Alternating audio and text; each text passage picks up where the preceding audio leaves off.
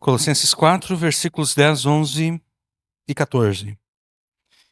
Aristarco, que está preso comigo, vos saúda, e Marcos, o sobrinho de Barnabé, acerca do qual já recebestes os mandamentos, se ele for ter convosco, recebei-o. E Jesus, chamado Justo, os quais são da circuncisão, são estes unicamente os meus cooperadores do reino de Deus, e para mim tem sido consolação. Aí versículo 14, sauda-vos Lucas, o médico amado, e Demas. Amém. Até aqui a leitura da palavra de Deus. Em todos os lugares e ambientes existem pessoas de confiança e aquelas que não são de confiança, aquelas pessoas em quem nós não devemos confiar. E isso é verdade até mesmo na igreja. Isso é verdade até mesmo na igreja. E você não deveria ficar surpreso com a afirmação de que na igreja existem pessoas que não são de confiança, uma vez que a Escritura afirma isso em vários contextos diferentes. No último domingo, por exemplo, nós ouvimos uma pregação fundamentada em Mateus 7, versículos 15 a 20, passagem na qual Jesus nos alerta acerca do perigo dos falsos profetas. E para o benefício de vocês aqui eu vou ler. Cuidado com os falsos profetas que se apresentam a vocês disfarçados de ovelhas, mas por dentro são lobos vorazes. Pelos seus frutos vocês os conhecerão. Por acaso se colhem uvas de espinheiros ou figos de ervas daninhas? Assim toda árvore boa produz frutos bons, porém a árvore má produz frutos maus.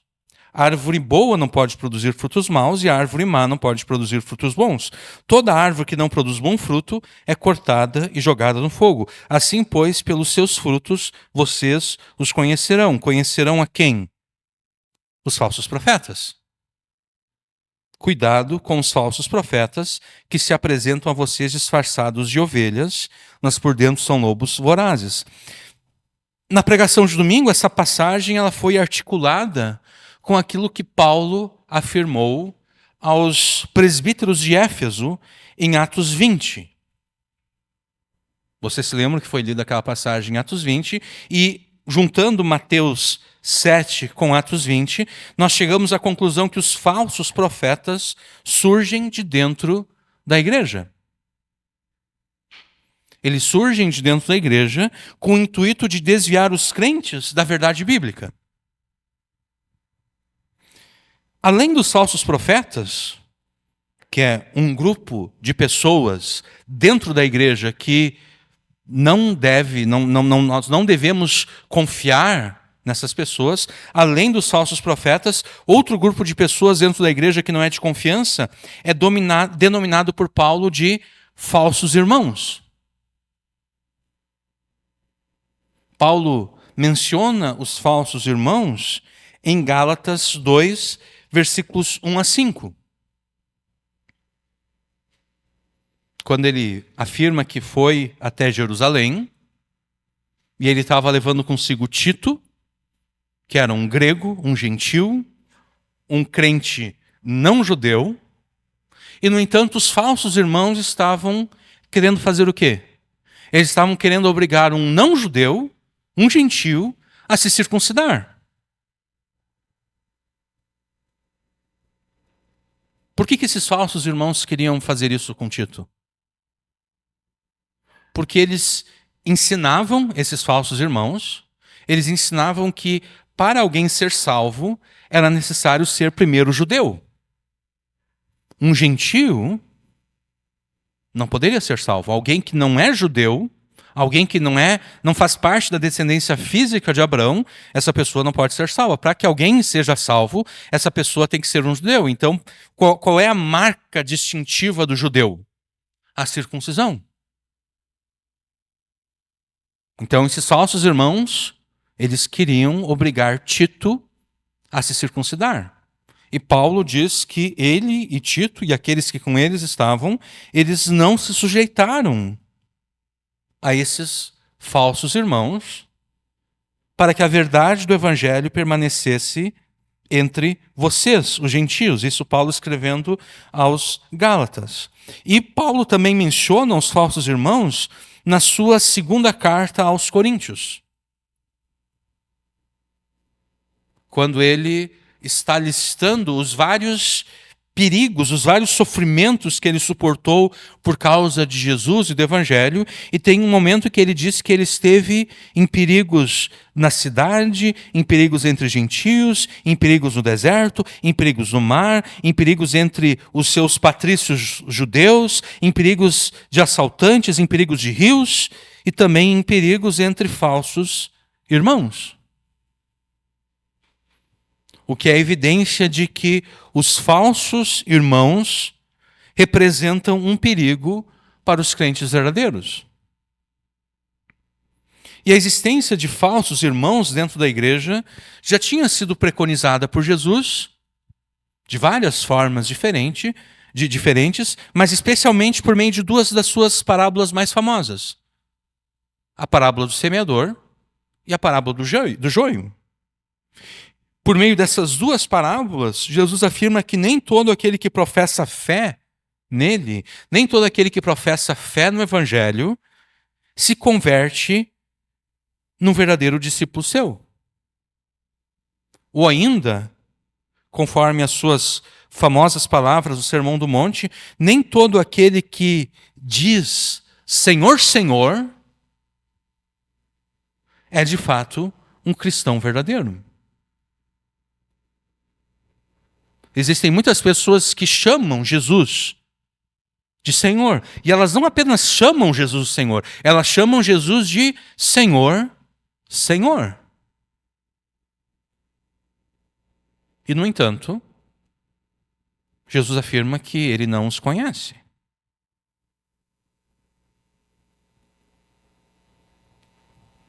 Por serem cristãos falsos, por serem pessoas que interiormente são lobos que se disfarçaram de ovelhas, por serem irmãos falsos, por serem falsos irmãos. E conforme foi alertado na pregação que ouvimos no último domingo, são esses falsos irmãos que se transformam em falsos profetas.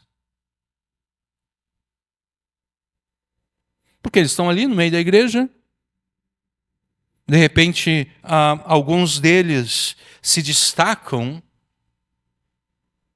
em alguma área, apresentam um pretenso conhecimento bíblico, têm uma boa oratória, conseguem falar em público. De repente, aquele falso irmão ele é elevado à posição de presbítero, de ancião, de pastor. E de falso irmão ele se graduou em falso profeta.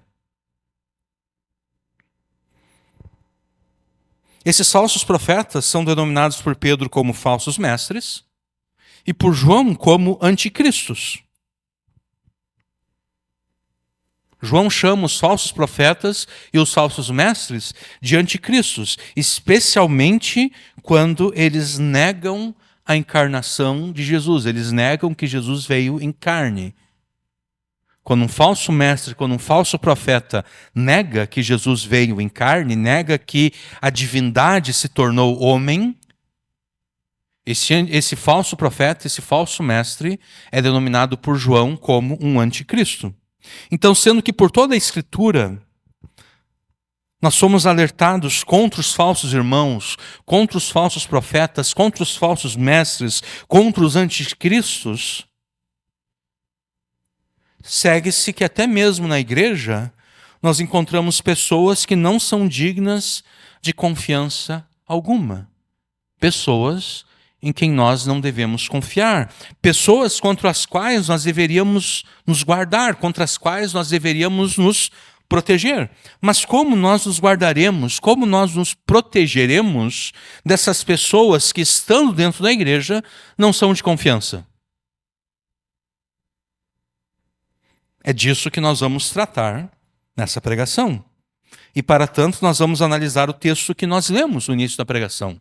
Colossenses 4, versículos 10, 11 e também o versículo 14.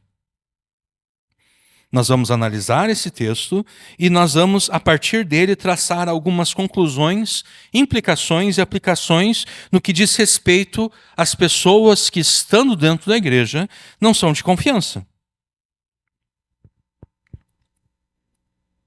Nos versos 10 e 11, Paulo comunica à igreja de Colossos a saudação de 3 irmãos: Aristarco, Marcos e Jesus, chamado Justo, Jesus Justo.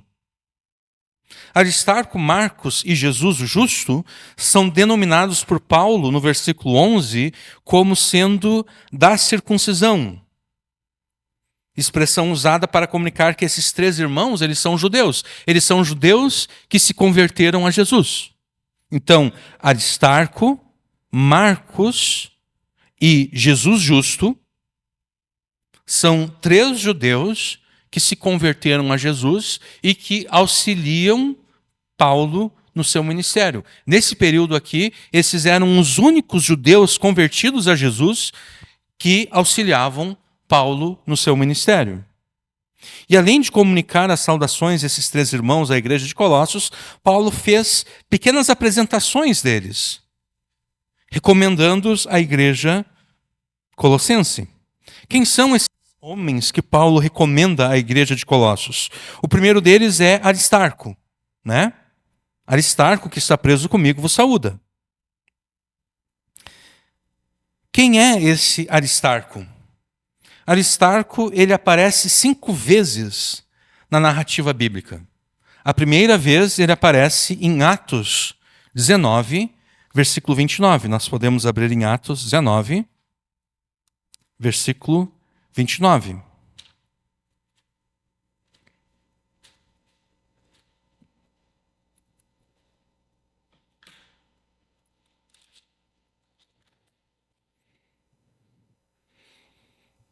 Na verdade, para nós termos um contexto aqui, a gente vai ler a partir do versículo 23, tá?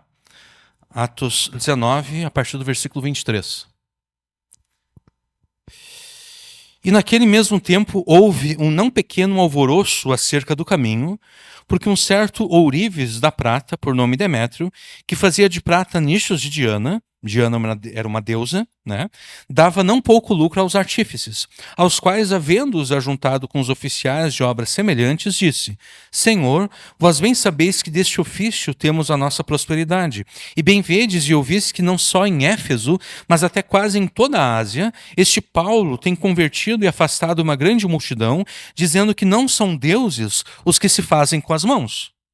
E não somente ao perigo de que a nossa profissão caia em descrédito, mas também de que o próprio templo da grande deusa Diana seja estimado em nada, vindo a ser destruída a majestade daquela que toda a Ásia e o mundo veneram.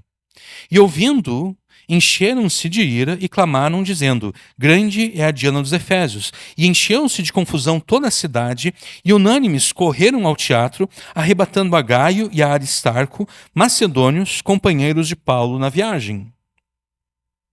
A gente pode ler até o versículo 31. Deixa eu ver aqui.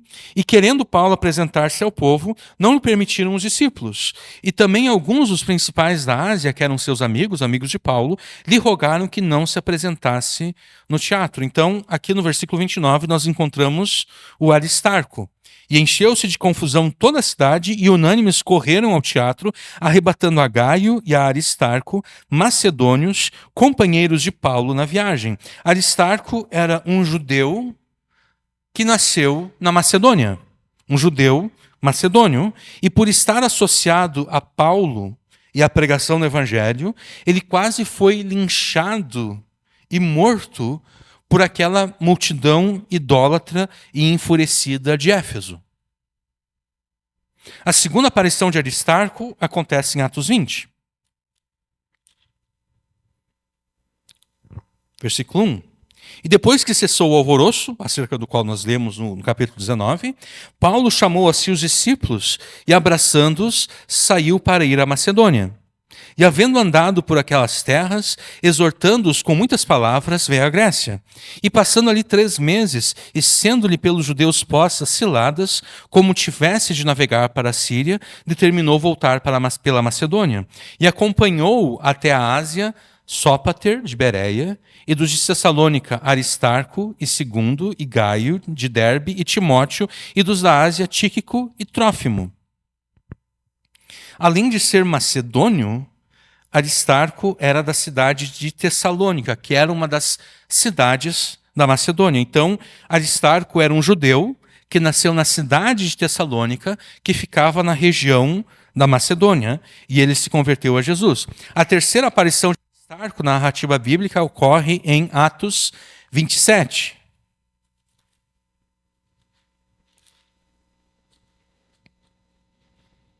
Que Paulo está sendo levado, preso para Roma. Atos 27, versículo 1. E como se determinou que havíamos de navegar para a Itália, entregaram Paulo a alguns outros presos a um centurião por nome Júlio, da corte Augusta. E embarcando nós em um navio adramitino, prestes a navegar pelos lugares da costa da Ásia, partimos, estando conosco Aristarco, macedônio, de Tessalônica. Aristarco foi um dos cristãos que se juntou a Paulo enquanto ele estava sendo levado preso a Roma para ser julgado por César. Isso significa que Paulo, quando Paulo afirma aos Colossenses que Aristarco, que está preso comigo, vos saúda, não é que Aristarco de fato foi preso. Porque o único que de fato foi preso foi Paulo, em Jerusalém. Paulo é que foi preso em Jerusalém. Quando Paulo afirma aos Colossenses que Aristarco está preso com ele, na verdade o sentido é que Aristarco se permitiu ser preso para estar junto com Paulo e ajudá-lo em tudo em que ele tivesse necessidade, enquanto Paulo estivesse preso. Aristarco se sujeitou a estar preso com Paulo, ainda que ele mesmo, Aristarco, não tivesse nenhum mandado de prisão contra ele. Não havia nenhuma ordem que dissesse, olha, se vocês virem o Aristarco, prendam ele, porque ele tem que ser levado para Roma para ser julgado por César. Não havia nenhum mandado de prisão. O STF, lá da época, não tinha mandado prender o Aristarco. O STF de Israel só tinha mandado prender Paulo. Aristarco não. Aristarco era um homem livre. Mas ele está preso com Paulo porque ele se permitiu ser preso. Ele se sujeitou à mesma prisão de Paulo, para que ele pudesse estar com Paulo e servir a Paulo, ajudar a Paulo em tudo que Paulo tivesse necessidade. Isso me faz perguntar se algum de nós teria essa coragem e desapego de Aristarco.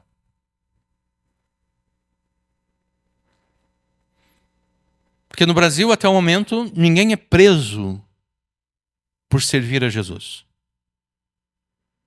Né? Mas digamos que chegue um momento em que as pessoas comecem a ser presas por servir a Jesus.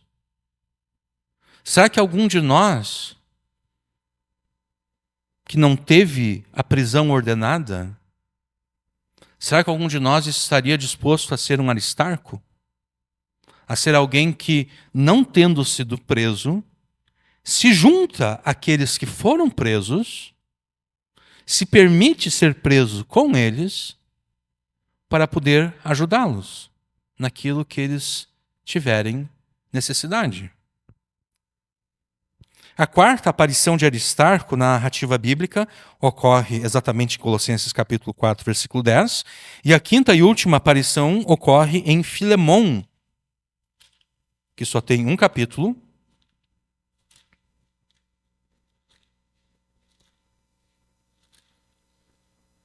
Deixa eu ver aqui.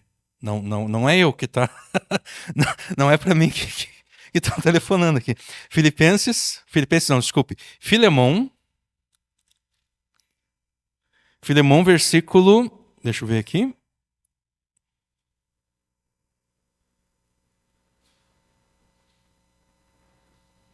Filemão, versículo 24. Para nós termos o contexto aqui, versículo 22 é melhor. Filemão, versículo 22. E juntamente prepara-me também pousada, porque espero que pelas vossas orações os hei de ser concedido.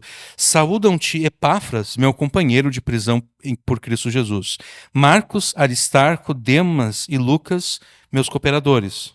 Então aqui é a última aparição de Aristarco. Considerando que Aristarco se permitiu ser preso para que pudesse ajudar Paulo no que ele tivesse necessidade, certamente Paulo tinha Aristarco como um homem em que ele podia confiar.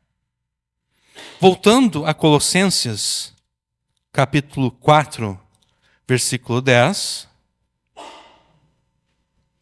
nós encontramos Marcos, o sobrinho de Barnabé. Algumas versões trazem primo de Barnabé, então pode ser sobrinho ou primo. Não importa exatamente qual a ligação dos dois, o importante é nós sabermos que eles são parentes. Nós encontramos Marcos, o sobrinho de Barnabé, também enviando as suas saudações à igreja de Colossos. Então, Aristarco, que está preso comigo, vos saúda, e Marcos, o sobrinho de Barnabé, acerca do qual já recebeste os mandamentos, se ele for ter convosco, se Marcos resolver ir visitar a vocês, colossenses, recebei-o. Marcos, cujo nome é, ou era, João Marcos, é o mesmo Marcos que escreveu o segundo evangelho. O evangelho que leva o nome de Marcos. A primeira aparição de Marcos na narrativa bíblica é um tanto inusitada. A gente pode abrir em Marcos, capítulo 14.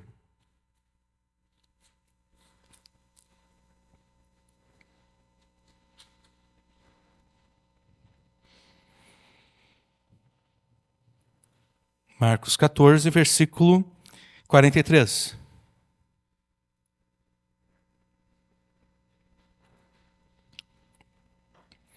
E logo, falando Jesus ainda, veio Judas, que era um dos 12, da parte dos principais sacerdotes e dos escribas e dos anciãos, e com ele uma grande multidão com espadas e varapaus. Ora, o que o traía tinha-lhes dado um sinal, dizendo: aquele que eu beijar, esse é, prendei-o e levai com segurança.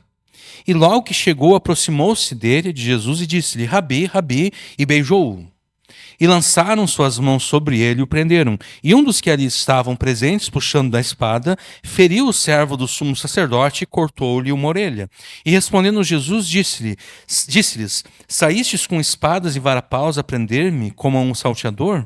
Todos os dias estava convosco ensinando no templo e não me prendestes. Mas isso é para que as escrituras se cumpram. Então, deixando-o, os discípulos de Jesus, deixando-o, todos fugiram. E certo jovem o seguia, envolto em um lençol sobre o corpo nu. E os jovens lançaram-lhe a mão, mas ele, largando o lençol, fugiu deles nu. Me parece que a única explicação plausível para esse incidente inusitado aqui é a seguinte: Marcos é esse jovem que está seguindo Jesus com um lençol sobre o corpo nu. Marcos é esse jovem aqui.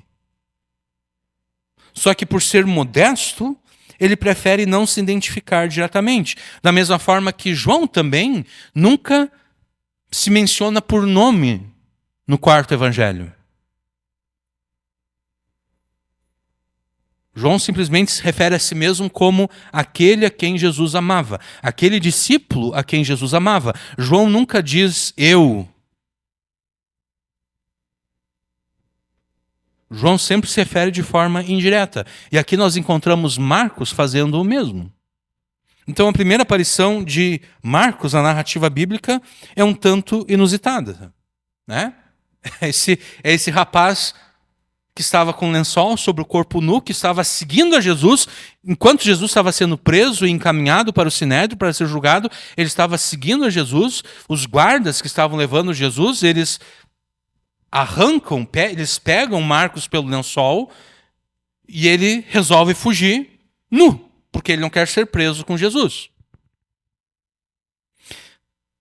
Talvez a casa na qual Jesus e os seus discípulos comeram a Páscoa fosse a casa da mãe de Marcos.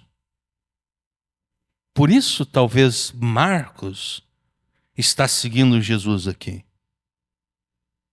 Porque talvez a última ceia de Jesus com os discípulos se deu exatamente na casa da mãe de Marcos.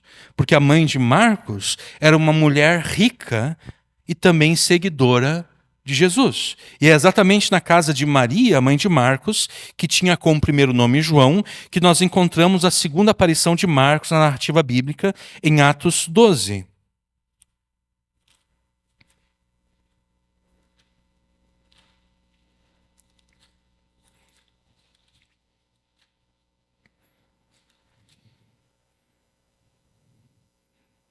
Atos 12, versículo 11.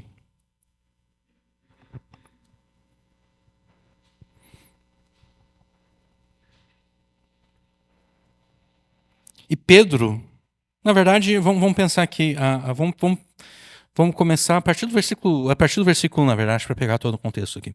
E por aquele mesmo tempo, o rei Herodes estendeu as mãos sobre alguns da igreja para os maltratar. E matou a espada Tiago, irmão de João. E vendo que isso agradara aos judeus, continuou mandando prender também a Pedro. E eram os dias os ázimos. E, havendo-o prendido, o encerrou na prisão, entregando a 4 quaternos de soldados para que o guardassem, querendo apresentá-lo ao povo depois da Páscoa. Pedro, pois, era guardado na prisão, mas a igreja fazia contínua oração por ele a Deus. E quando Herodes estava para o fazer comparecer, nessa mesma noite estava Pedro dormindo entre 2 soldados, ligado com 2 cadeias, e os guardas diante da porta aguardavam a prisão. E eis que sobreveio o anjo do Senhor, e resplandeceu uma luz na prisão, e tocando a Pedro no lado, o despertou, dizendo: levanta-te depressa. E caíram-lhe das mãos as cadeias. E disse-lhe o anjo: cinge-te e ata as tuas sandálias. E ele assim o fez. Disse-lhe mais: lança as costas a tua capa e segue-me. E saindo, o seguia, e não sabia que era real o que estava acontecendo, feito pelo anjo, mas cuidava que via alguma visão. E quando passaram a primeira e a segunda guardas, chegaram à porta de ferro que dá para a cidade, a qual se lhes abriu por si mesma. E tendo saído, percorreram uma rua, e logo o anjo se apartou dele. E Pedro, tornando a si, disse: agora sei verdadeiramente que o Senhor enviou o seu anjo, e me livrou da mão de Herodes e de tudo que o povo dos judeus esperava. E considerando ele nisto, foi à casa de Maria, mãe de João, que tinha por sobrenome Marcos, onde muitos estavam reunidos e oravam. Por ser uma mulher rica e com posses em Jerusalém, Maria, a mãe de João Marcos, tinha condições de receber na sua casa muitas pessoas, muitos irmãos, para a realização de cultos e reuniões de oração como essa aqui. Isso significa que o jovem João Marcos era conhecido por Pedro, era conhecido pelo apóstolo João. Ele era alguém conhecido da liderança da igreja em Jerusalém, porque a mãe dele reunia na sua casa parte daquela igreja para a realização de cultos e reuniões de oração. Essa foi a segunda aparição de Marcos, né? A segunda aparição de Marcos. Na terceira aparição de Marcos, na narrativa bíblica, nós o encontramos junto a Paulo e a Barnabé, em Atos 12 também, versículos 25. E Barnabé e Saulo, havendo terminado aquele serviço, eles haviam levado para a igreja de Jerusalém doações, voltaram de Jerusalém, levando também consigo a João. Não o apóstolo João, mas o João Marcos. Levaram consigo a João, que tinha por sobrenome Marcos. Então, Paulo e Barnabé tomaram João Marcos para que ele fosse um auxílio no ministério, para que ele os ajudasse no ministério. Na quarta aparição de Marcos, na narrativa bíblica, ele é chamado apenas de João, aparecendo de novo junto com Paulo e Barnabé, em Atos 13, versículos 4 e 5. E assim, eles, Paulo e Barnabé, enviados pelo Espírito Santo, desceram a Seleucia e dali navegaram para Chipre. E chegados a Salamina, anunciavam a palavra de Deus às sinagogas dos judeus, e tinham também a João, não João o apóstolo, mas João Marcos, como cooperador. Na quinta aparição de Marcos, na narrativa bíblica, na qual ele também é identificado apenas como João, ele aparece fugindo das suas responsabilidades para com Paulo e Barnabé, em Atos 13, 13. E partindo de Pafos, Paulo e os que estavam com ele chegaram a Perge da Panfilha, mas João, não apóstolo, e sim João Marcos, apartando-se deles, voltou para Jerusalém. Por que ele se aparta de Paulo e Barnabé? Exatamente porque, embora ele tivesse boa vontade, ele ainda não estava devidamente preparado para suportar toda a pressão e todo o sofrimento que envolve pregar o Evangelho. E não apenas pregar o Evangelho, mas pregar o Evangelho como um pioneiro. Pregar o Evangelho em lugares onde Jesus jamais havia sido conhecido, né? Porque nós pregamos o Evangelho a pessoas que sabem quem é Jesus, né? Algumas semanas atrás, as pessoas para quem nós pregamos o Evangelho comemoraram a Páscoa, que é a morte de Jesus. E mais para o final do ano, essas mesmas pessoas também vão comemorar o Natal, que é o nascimento de Jesus. Então, quando nós pregamos o Evangelho para os nossos amigos, vizinhos, conhecidos, nós estamos pregando o Evangelho para pessoas que, ainda que eles não conhecem a Jesus como de fato Jesus é, mas eles ouviram falar de Jesus. Agora, Paulo e Barnabé aqui estão pregando o Evangelho para pessoas que não sabem quem é Jesus, para pessoas que ignoram o que havia acontecido alguns anos atrás em Jerusalém. Que alguns anos atrás em Jerusalém Jesus morreu e ressuscitou. Então, João Marcos, embora ele tivesse boa vontade, ele ainda era inexperiente, ele ainda não estava preparado para suportar as pressões e as dificuldades de um ministério de pregação pioneiro, que prega o Evangelho, que prega Jesus, onde Jesus jamais foi anunciado antes, onde ninguém sabe quem é Jesus, onde ninguém espera que Deus se torne homem para morrer a favor dos pecadores. Então é por isso que Marcos se aparta de Paulo e Barnabé. Ele não suportou a pressão. Ele fugiu. Essa foi a quinta aparição de Marcos na narrativa bíblica. A sexta aparição dele na Bíblia é provavelmente a mais conhecida de todas, porque é aquela na qual Paulo e Barnabé brigam por causa de Marcos e se separam por causa de Marcos. Em Atos 15, versículos 36 ao 41.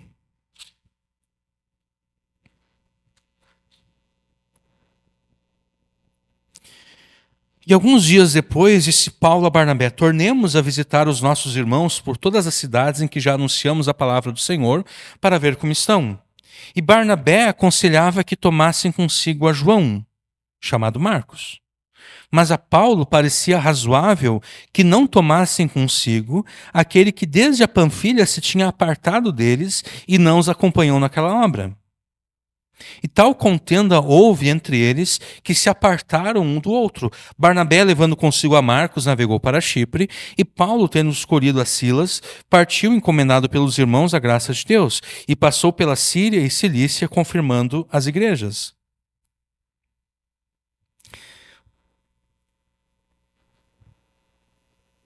Paulo não confiava em Marcos. Paulo observava em Marcos um homem que não era digno de confiança, porque alguém que se propõe a estar contigo para te ajudar em tudo aquilo que tu precisa, mas no meio do caminho foge porque está com medo do sofrimento, essa pessoa não é digna de confiança. Paulo, junto com Barnabé, eles querem visitar as igrejas que eles plantaram, para ver como essas igrejas estão, se há algum problema a ser resolvido nessas igrejas. E Barnabé está querendo levar o seu sobrinho, ou de acordo com algumas versões, o seu primo. E Paulo, não, Barnabé, como é que a gente pode levar Marcos? A gente não pode confiar nesse cara, Marcos. Eu sei que ele é teu parente, eu sei que que ele é teu sobrinho, que ele é teu primo, mas não tem como a gente confiar nele, cara. Imagina Paulo chamando Barnabé de cara, né? Mas tudo bem. A gente não pode confiar nele, cara. Ele vai fugir de novo. A gente vai enfrentar dificuldade, ele vai fugir de novo. A gente tem que levar alguém em quem a gente pode confiar. Alguém, quando a coisa ficar difícil, vai ficar firme lá com a gente, não vai fugir.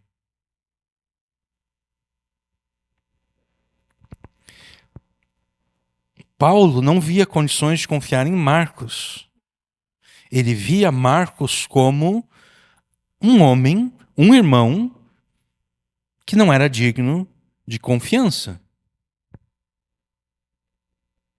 E a gente pode pensar quem é que estava certo aqui. Será que Paulo estava certo ou será que Barnabé estava correto?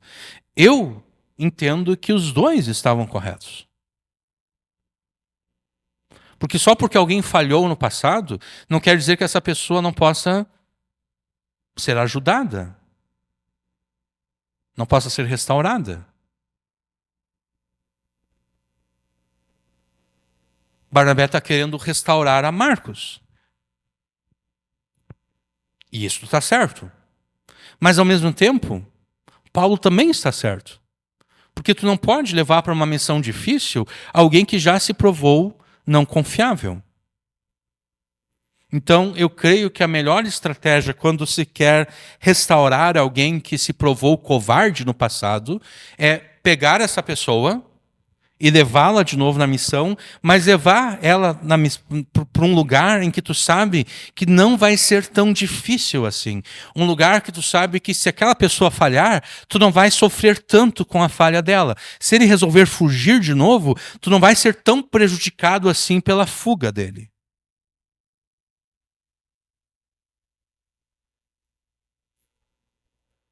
Deixar para levar essa pessoa para uma missão mais difícil só depois em que ele se provar confiável novamente.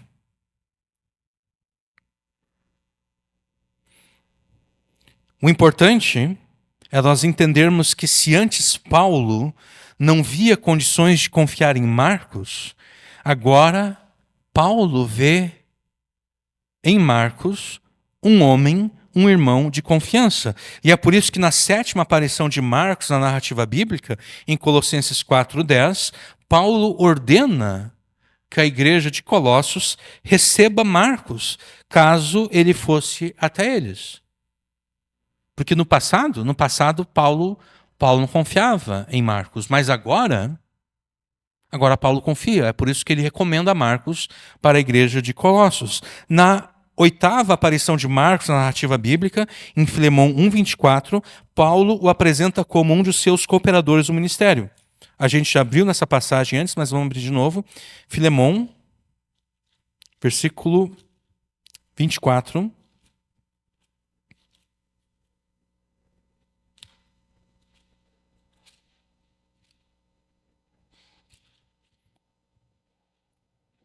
Na verdade, 22. E juntamente prepara-me também pousada, porque espero que pelas vossas orações os hei de ser concedido. Saúdam-te Epáfras, meu companheiro de prisão por Cristo Jesus. Marcos também está saudando a Filemon, Aristarco, Demas e Lucas, meus cooperadores. Então, Marcos aqui, na oitava vez em que ele aparece na narrativa bíblica, ele é apresentado como um dos cooperadores de ministério de Paulo. A confiança de Paulo em Marcos agora é tal que na nona vez que ele aparece na narrativa bíblica, Paulo afirma a Timóteo que Marcos é útil ao ministério, que Marcos é muito útil ao seu ministério. 2 Timóteo, a gente pode voltar algumas páginas aqui, 2 Timóteo capítulo 4, versículo 9. Procura vir ter comigo, porque Demas me desamparou, amando o presente século, e foi para Tessalônica, Crescente para a Galácia, Tito para a Dalmácia. Só Lucas está comigo. Toma Marcos e traze-o contigo, porque me é muito útil para o ministério.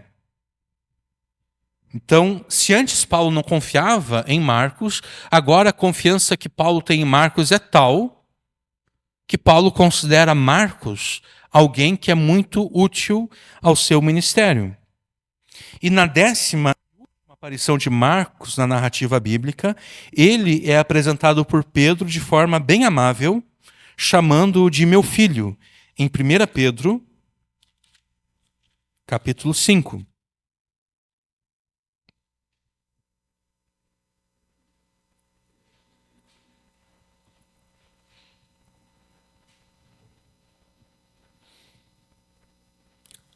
Versículo 13. A vossa coeleita em Babilônia vos saúda, e meu filho Marcos. Pedro tem em Marcos um filho, assim como Paulo tem em Timóteo um filho, Pedro tem em Marcos um filho.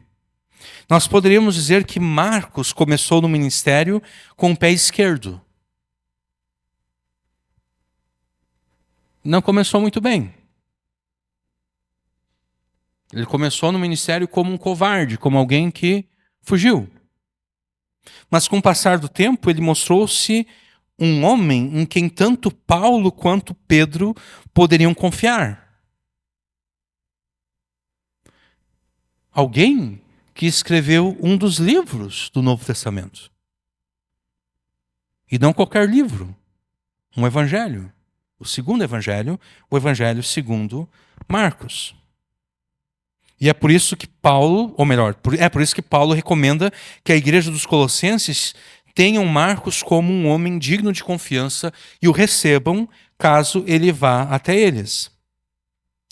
A gente pode voltar a Colossenses, capítulo 4.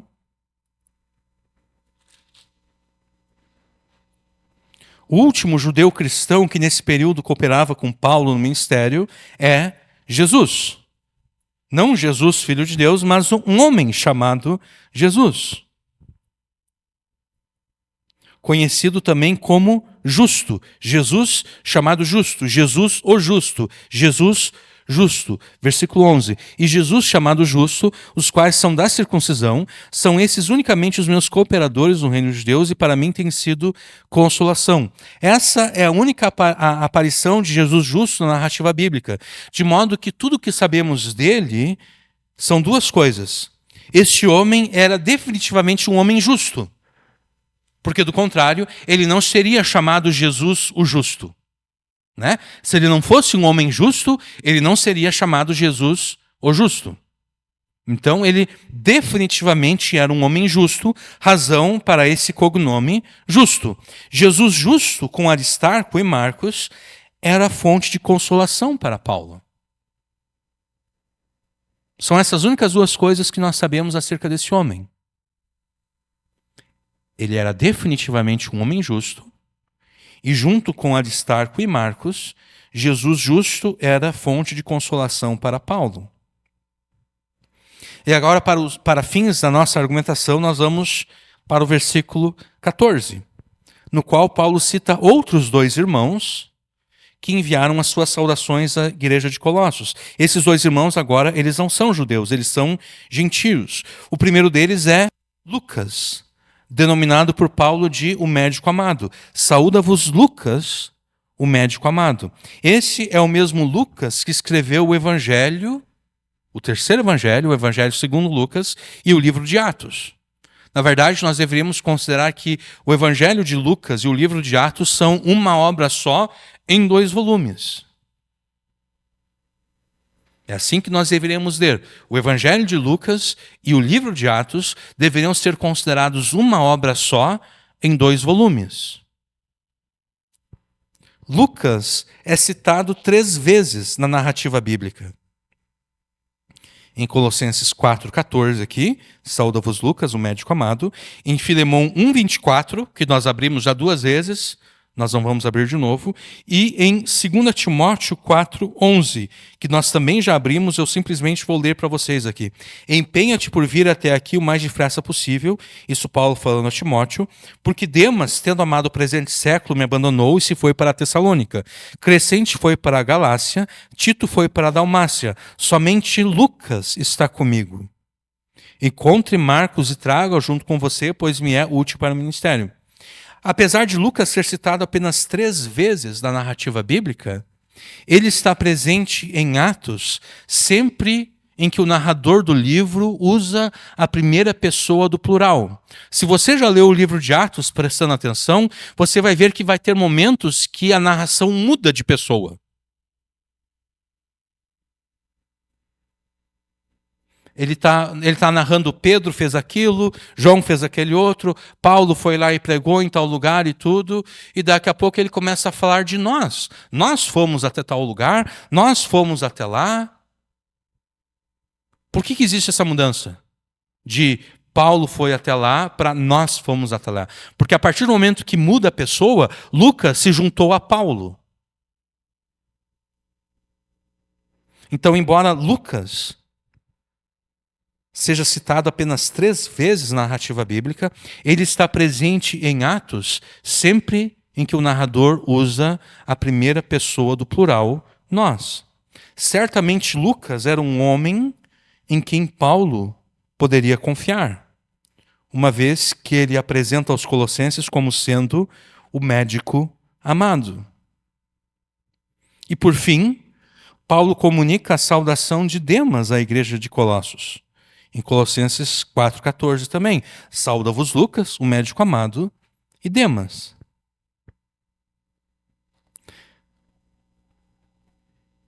Existe um contraste aqui entre as apresentações que Paulo fez de Aristarco, Marcos, Jesus Justo e Lucas, e a apresentação que ele está fazendo agora de Demas. Ao apresentar Aristarco, Marcos, Jesus Justo e Lucas aos Colossenses, Paulo foi afetuoso, Paulo foi cordial, Paulo afirmou coisas positivas acerca deles. Aristarco está preso comigo. Marcos, o sobrinho de Barnabé, acerca do qual já recebi esses mandamentos, se ele for ter convosco, recebei-o. Jesus, um homem definitivamente justo, por isso ele é chamado de justo, junto com Aristarco e Marcos, são meus cooperadores e têm sido para mim consolação. Lucas é um médico amado. E também tem Demas, do qual Paulo não diz nada de positivo.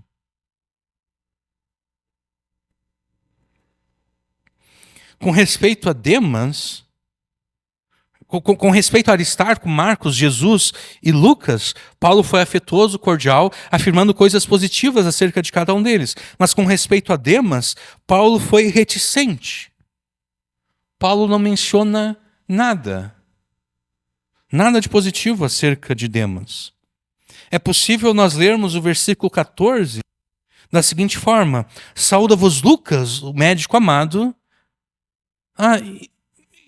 e também Demas o saúda. Lucas, o médico amado, manda saudações. E Demas também.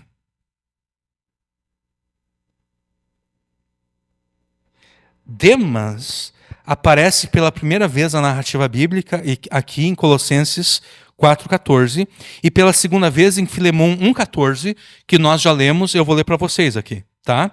Epáfras, prisioneiro comigo em Cristo Jesus, o saúda, Marcos, Aristarco e Demas, junto com Lucas, meus cooperadores. Essa é a segunda aparição de Demas. A terceira e última vez que Demas aparece na narrativa bíblica é em 2 Timóteo, a gente pode abrir lá, 2 Timóteo, a gente abriu lá, mas vamos abrir de novo, 2 Timóteo 4.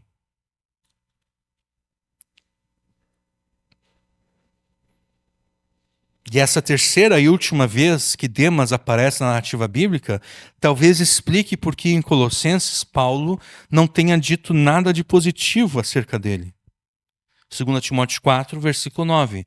Procura vir ter comigo depressa, porque Demas me desamparou, amando o presente século, e fugiu para Tessalônica.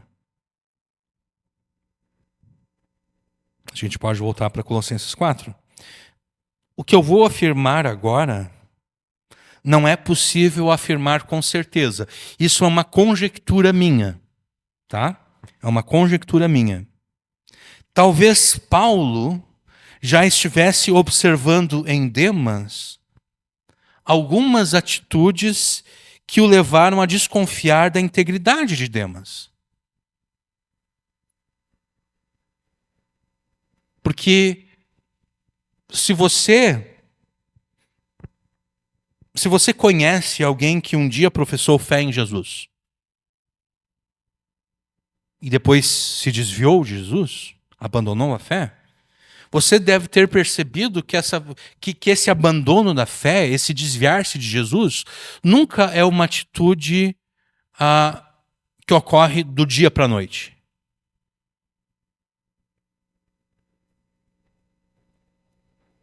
Nunca é assim, ó, quer ver? Ó? A pessoa é um crente fervoroso, está sempre presente nos cultos,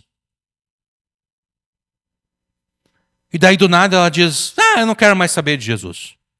Nunca é assim. O desvio de Jesus, o abandono na fé, ele ocorre de forma progressiva. A pessoa começa a faltar um culto aqui, outro ali. Ela vem em todos os cultos. Agora ela começa a vir apenas um culto por semana. Ela passa um tempo vindo um culto por semana, daqui a pouco ela começa a vir apenas um culto a cada 2 semanas. Ela passa um tempo vindo um culto a cada 2 semanas, daqui a pouco ela começa a vir 1 ou 2 cultos por mês. E daqui a pouco ela não aparece, ela só vem um culto a cada 2 meses.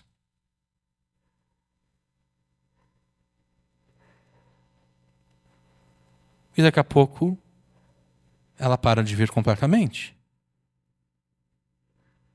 E se você tem acesso a um acesso direto a essa pessoa, você percebe que ela era fervorosa na obediência a Deus, mas daqui a pouco você percebeu que em algumas coisas ela começou a desobedecer a Deus sem nenhum problema. Ela começou a cometer pecados sem nenhum problema. E você pensa, estranho, por que essa pessoa aqui está fazendo isso, né? Ela sabe que isso é errado, ela está cometendo esses pecados e ela não está voltando atrás. Interessante. E daqui a pouco você percebe ela cometendo outros pecados mais, que ela não cometia antes, mas agora ela começa a cometer outros pecados mais, e não volta atrás. Isso coincidindo com aquela diminuição na frequência dos cultos. Né? Até que a pessoa começa realmente a pecar abertamente, que é quando ela resolveu não mais comparecer aos cultos. Então, o desvio, ele nunca acontece assim, ó. A pessoa é um crente fervoroso, aí daqui a pouco, não quero mais saber de Jesus. Não. Ela começa, aos poucos, ela vai caindo, até que ela atinge um nível aqui que realmente não tem mais como dizer que ela é uma crente em Jesus. E ela também cansa de fingir ser crente. Porque, na verdade, ela tem consciência. Quando ela está aqui no meio da queda, ela tem consciência de que ela está fingindo ser crente.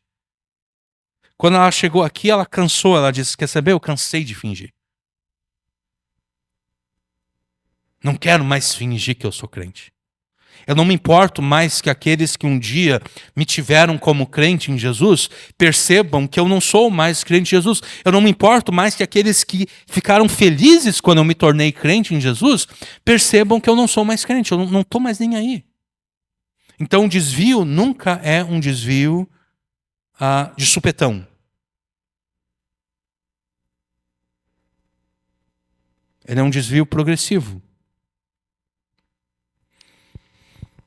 Então, talvez Demas, antes de desamparar a Paulo, antes de fugir de Paulo para outro lugar, talvez Demas já estivesse dando alguns sinais e Paulo estava percebendo. Paulo, não.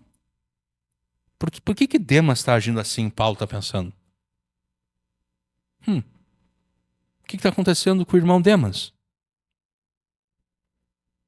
Por que ele está agindo assim? Então, de novo, o que eu estou afirmando aqui não é possível afirmar com certeza, é apenas uma conjectura minha, tá? Talvez Paulo já estivesse observando em Demas algumas atitudes que o levaram a desconfiar da integridade de Demas. Talvez seja por isso que, contrariando o seu costume de sempre falar algo positivo acerca dos seus amigos e companheiros de ministério, Paulo não encontrou nada de positivo para falar acerca de Demas aqui à igreja de Colossense, à igreja de Colossos. Isso é conjectura minha, entendeu? Mas Paulo não podia deixar de mencionar Demas, porque Demas disse, Paulo, está escrevendo lá para Colossos, né? Tô.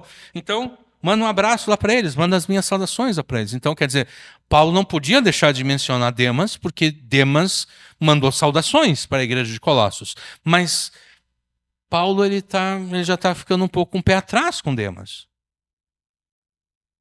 Então Paulo pode mencionar coisas positivas acerca de Aristarco, acerca de Marcos, acerca de Jesus Justo, acerca de Lucas, mas ele não pode afirmar nada de positivo acerca de Demas, porque ele pensa o seguinte: se eu afirmar algo de positivo acerca de Demas, aqui é como se eu estivesse recomendando Demas para a igreja de Colossos, mas eu não tenho certeza se eu posso recomendar Demas para a igreja de Colossos.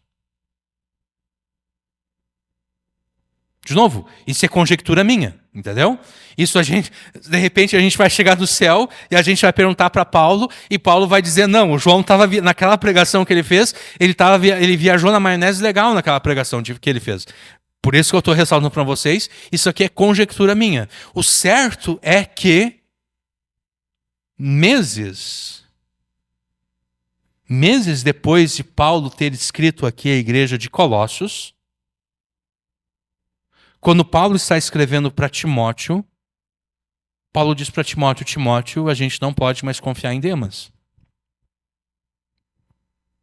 Porque Demas me abandonou. Ele amou o presente século e me abandonou. A gente não pode mais confiar em Demas, Timóteo. Quando ficou claro para Paulo a falta de integridade e o desvio de Demas, Paulo deu aviso disso a Timóteo, para que Timóteo e aqueles que estivessem com Timóteo soubessem que Demas era alguém em quem não se podia confiar. Essa é a razão pela qual, para os propósitos dessa pregação, nós acrescentamos o verso 14 aos versos 10 e 11. Enquanto nos versos 10 e 11 nós temos Paulo recomendando, na verdade, nos versos 10 e 11 e na primeira metade do 14, né? Enquanto nesses versos nós encontramos Paulo recomendando de modo afetuoso e cordial Aristarco, Marcos, Jesus Justo e Lucas, a igreja de Colossos, na metade final do versículo 14, Paulo cita Demas sem dizer nada de positivo acerca dele, o mesmo Demas que depois se mostraria alguém indigno de confiança. É a partir dessa leitura, é a partir dessa análise, dessa interpretação de Colossenses 4, versículos 10, 11 e 14, que nós concluímos o seguinte: é necessário existir na igreja local um canal pelo qual as informações relevantes necessárias são compartilhadas,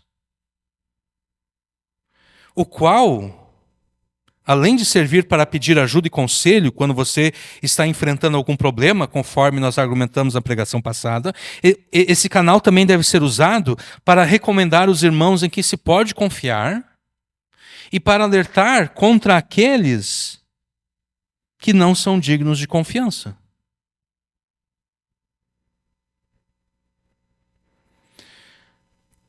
Como nos aplicamos isso de forma prática? Simples. Se você sabe que um irmão da igreja não é digno de confiança, comunique isso à igreja, à liderança da igreja, para que a liderança da igreja tome as providências necessárias. Vou repetir. Se você sabe que o irmão da igreja não é digno de confiança, comunique isso à liderança da igreja, para que a liderança da igreja tome as providências necessárias. Mas como você poderia saber que um irmão não é digno de confiança? Antes de se preocupar em saber se um irmão é digno de confiança ou não, você deve pressupor que todos os irmãos da tua igreja são absolutamente confiáveis. Isso por pelo menos 3 razões. Em primeiro lugar, a lei de Deus considera que todos são inocentes até prova contrária, mediante depoimento verificável de ao menos 2 testemunhas independentes.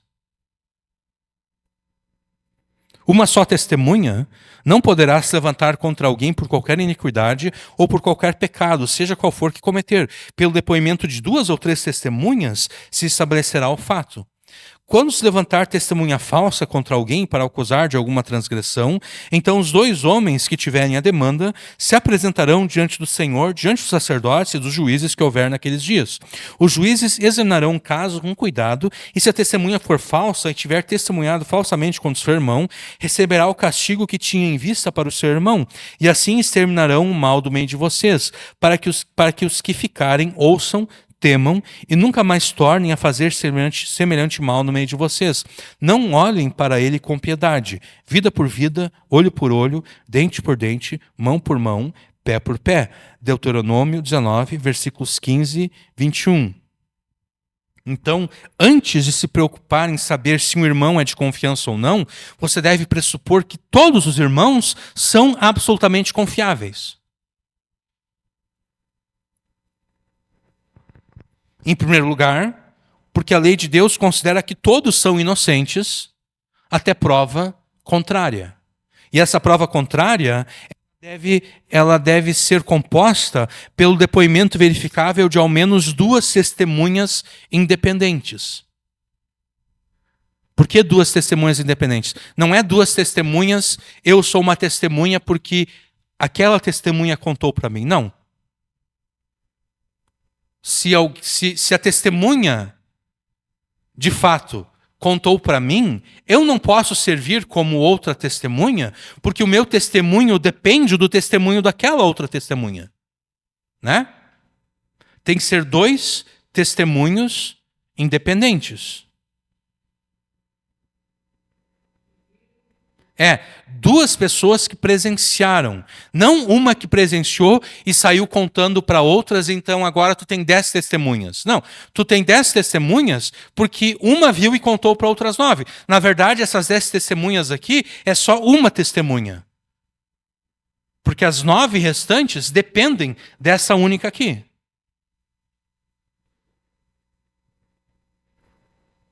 É por isso, talvez você não tenha prestado atenção, mas, por exemplo, em filmes ou seriados, a polícia chega, estou pensando na realidade dos Estados Unidos, eu não sei exatamente como é que é aqui no Brasil, mas nos Estados Unidos alguém chama a polícia para um determinado crime.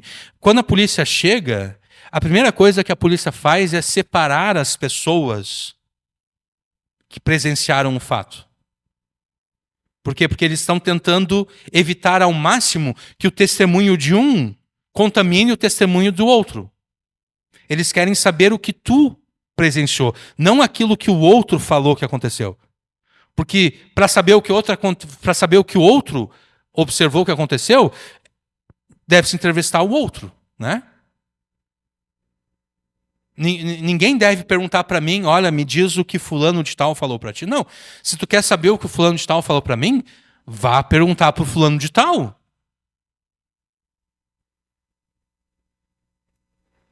Ele é testemunha. Eu só sei do que aconteceu porque ele me contou, mas foi ele que de fato viu. Foi ele que de fato presenciou. A lei de Deus proíbe a condenação de alguém pelo depoimento de uma única testemunha por essa simples razão. Uma única testemunha pode estar mentindo, né?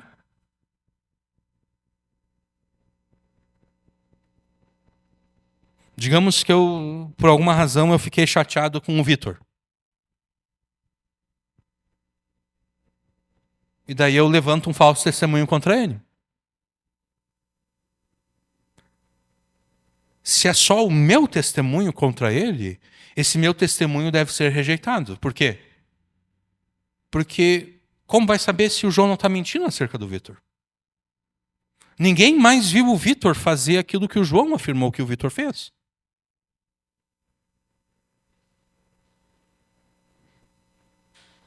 Então, uma só testemunha não poderá se levantar contra alguém por qualquer iniquidade ou por qualquer pecado, seja qual for que cometer.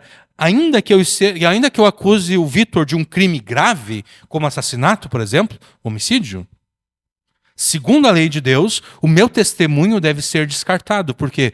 Porque eu posso estar mentindo. Ninguém mais viu o Vitor cometer aquele crime. Só eu. E como a lei de Deus, o propósito principal da lei de Deus não é tanto punir o culpado, e sim proteger o inocente, a lei de Deus parte do seguinte princípio: se tem apenas uma única testemunha, é possível que essa única testemunha esteja mentindo. Então, para não correr o risco de condenar alguém que é inocente, se tiver apenas uma única testemunha, Deus ordena, essa única testemunha deve ser descartada. E mais do que isso, olha só, vamos adiante aqui. Digamos que eu realmente acuse o Vitor de homicídio. Tá? Então, nós dois, eu estou considerando aqui a lei de Deus, eu não estou considerando a legislação brasileira, eu estou considerando a lei de Deus. Tá bom, então o João está acusando o Vitor de homicídio. A lei de Deus aqui manda que eu e o Vitor sejamos apresentados diante do Senhor, diante dos sacerdotes, dos juízes que houver naqueles dias. Os juízes examinarão o caso com cuidado. E se a testemunha for falsa, se o testemunho que eu estou dando acerca do Vitor for falso, eles vão averiguar, bom, o João está acusando o Vitor de ter cometido homicídio. João, quem foi que o Vitor matou, João?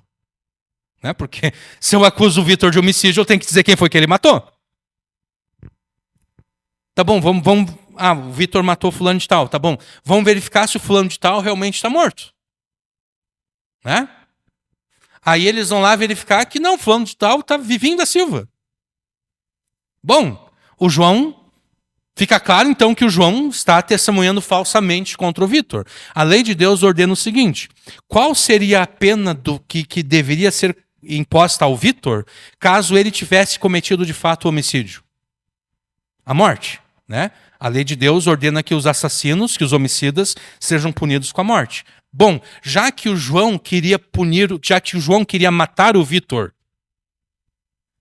através do Estado, dizendo que o Vitor cometeu um homicídio, para que então o Vitor fosse morto pelo Estado, qual vai ser a punição do João? A morte. Porque essa seria a punição que eu imporia ao Vitor, através do meu testemunho falso. Isso é absolutamente justo, né? Aquilo que eu quis fazer com o meu inimigo, o Vitor, vai ser feito contra mim. É por isso que esse trecho aqui da Escritura, Deuteronômio 19, versículos 15 e 21, termina da seguinte forma: não olhem para ele com piedade. Para ele quem? Para aquele que testemunhou falsamente. Não olhem para a testemunha falsa com piedade. Vida por vida. Olho por olho. Dente por dente. Mão por mão. Pé por pé. Eu queria matar o Vitor com o meu testemunho falso? Eu é que serei morto. Essa é a justiça da lei de Deus. Muito mais justa do que aquilo que nós temos hoje, né? Porque hoje em dia, qualquer pessoa pode acusar outro de qualquer crime. O nome daquela pessoa é lançado na lama, né? Depois se descobre que a acusação era falsa. E não acontece nada com aquele que acusou falsamente. No máximo, ele vai ser processado, né? Vai ter que pagar alguma indenização, uma coisa assim, mas essa indenização que é paga... Não, ela até, no caso, se é um processo civil, no caso o Vitor, né, ele poderia me processar civilmente por ter atentado contra a honra dele e tudo, né, eu vou ter que pagar uma quantia para o Vitor. Mas, de qualquer forma, isso não é justo, né, porque eu tentei matar ele. Eu não roubei. Digamos que o juiz coloque a multa em 20 mil reais ou 50 mil reais. Eu não tentei roubar do Vitor 50 mil reais. Eu tentei roubar dele a vida dele. E quando eu sou multado em apenas 50 mil reais, o que a justiça está dizendo é que a vida do Vitor vale 50 mil reais.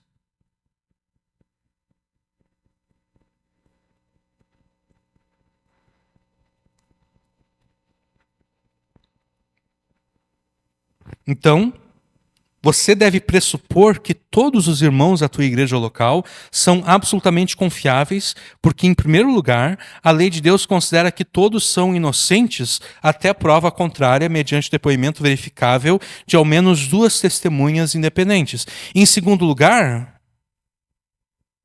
você deve pressupor que todos os irmãos da tua igreja local são absolutamente confiáveis, porque, em segundo lugar, os crentes em Jesus jamais deveriam ter um comportamento inquisitório pelo qual procuram saber da vida alheia. O crente, ele não foi chamado para ser alguém que fica se intrometendo na vida alheia, que quer ficar futricando com a vida dos outros, que quer ficar descobrindo o que está acontecendo com a vida dos outros. Você deveria procurar saber da vida dos teus irmãos unicamente com a intenção de ajudá-los em tudo que eles necessitam. É só para isso. Se você quer saber da vida de um irmão, a única motivação justa para você saber da vida do irmão é se você quer ajudar aquele irmão. Só isso. Pois, para além da intenção de ajudar os teus irmãos nas suas necessidades, o desejo de saber da vida alheia serve apenas à prática dos pecados da difamação, da fofoca, da descredibilização e da perseguição, né? Para além da ajuda que você deve dar aos irmãos, o propósito de querer saber do que está acontecendo na vida deles só serve à prática do pecado, só serve para você ficar fazendo fofoca, só serve para você ficar falando mal. Só serve para você ficar envergonhando aquele irmão ou aquela família de crentes diante dos outros irmãos.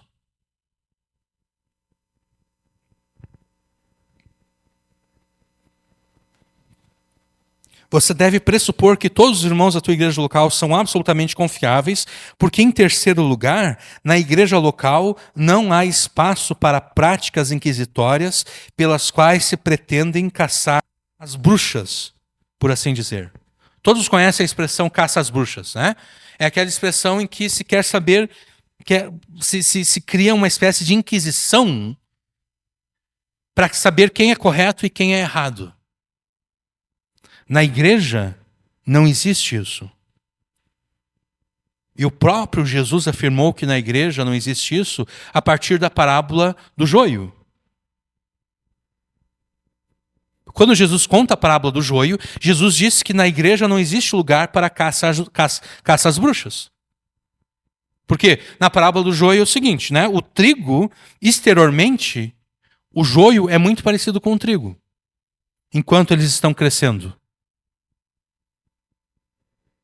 Então, na parábola do joio, os servos do dono da terra foram lá e plantaram trigo, o inimigo foi lá e plantou o joio no meio do trigo, e daqui a pouco o joio começou a crescer com o trigo, os servos do dono da terra observaram, eles falaram, não, a gente não plantou tanto trigo assim, aqui tem coisa a mais aqui, tem coisa diferente aqui. E daí o dono da terra diz, não, isso aqui foi o inimigo que plantou o joio, junto com o trigo. E os servos do dono da terra dizem, o senhor quer que a gente vá lá e arranque o joio para não atrapalhar o crescimento do trigo? O dono da terra diz, não, porque se vocês forem tentar arrancar o joio, como o joio é muito parecido com o trigo enquanto eles estão crescendo, vocês ainda vão cometer erros. Vocês vão arrancar o trigo pensando que aquele trigo é joio, e vocês vão deixar o joio pensando que aquele joio é trigo. Ou seja, na igreja não existe espaço para inquisição. Não existe espaço para, vamos investigar aqui se os irmãos de fato são verdadeiros ou não. Não. Jesus disse, deixe que eles cresçam juntos. Quando chegar o momento da colheita, aí sim a gente vai saber distinguir entre o joio e o trigo.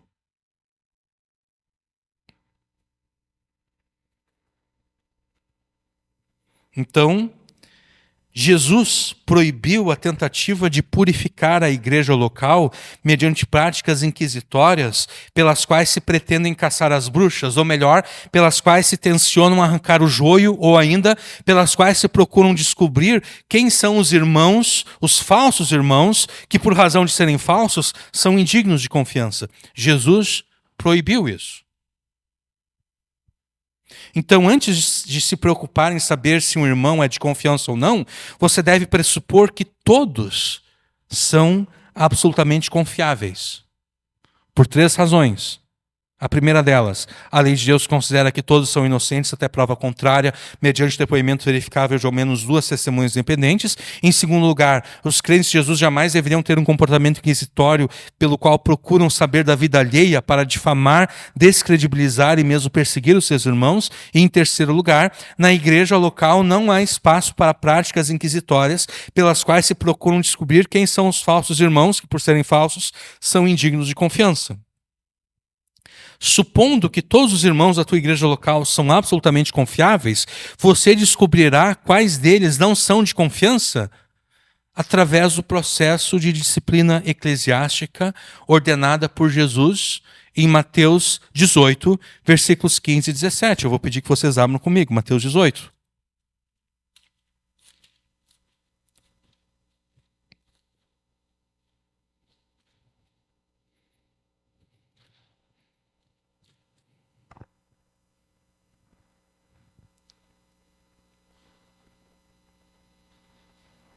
Mateus 18, versículos 15 a 17. Ora, se teu irmão pecar contra ti, vai e repreende-o entre ti e ele só. Se te ouvir, ganhaste a teu irmão. Mas se não te ouvir, leva ainda contigo 1 ou 2, para que pela boca de 2 ou 3 testemunhas toda a palavra seja confirmada. E se não as escutar, diz-o à igreja, e se também não escutar a igreja, considera-o como gentil e publicano. Você deve supor que todos os irmãos da tua igreja são absolutamente confiáveis. De modo que você está vivendo a tua vida cristã tranquilamente. Você não está se preocupando em saber quem dos irmãos da igreja, quem lá é de fato confiável, quem não é confiável. Não, você está pressupondo que todos são absolutamente confiáveis e você está vivendo a vida cristã de forma tranquila, como a palavra de Deus ordena. E de repente um irmão pecou contra você.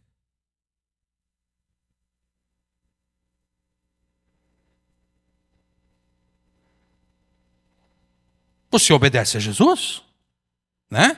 O irmão pecou contra você, você confronta o irmão com o pecado. Primeiro sozinho. O irmão pecou contra você, você vai entre ti e ele só, e confronta ele com o irmão. Você diz, pô, irmão, eu pensava que o irmão era de confiança, eu jamais esperava que o irmão fosse fazer isso comigo. Eu jamais esperava que o irmão fosse pecar contra mim e me prejudicar dessa forma. O irmão está errado, o irmão está pecando contra mim e contra Deus. O irmão deve se arrepender. Se o irmão se arrepender, se o irmão voltar atrás, se o irmão restituir o prejuízo que você teve, pronto, morreu ali. Se ele não voltar atrás, continue confrontando ele, agora com testemunhas. Né? Se teu irmão pecar contra ti, vai e repreende-o entre ti e ele só. Se te ouvir, ganhaste teu irmão. Mas se não te ouvir, leva ainda contigo 1 ou 2, para que pela boca de 2 ou 3 testemunhas toda a palavra seja confirmada. Ele ouviu a repreensão, a tua repreensão, junto com a repreensão daquelas testemunhas? Pronto. Ele voltou atrás, ele se arrependeu, ele restituiu o prejuízo que você teve, o assunto morreu ali. Mas se ele não aceitar a tua repreensão em particular na primeira vez, nem a repreensão das testemunhas na segunda vez, você deve procurar a liderança da igreja para informar o ocorrido. É assim que você comunica à liderança da igreja a existência de pessoas que não são de confiança, mediante o processo de disciplina eclesiástica ordenada por Jesus. E vocês vão notar aqui que eu estou dizendo que você deve procurar a liderança da igreja.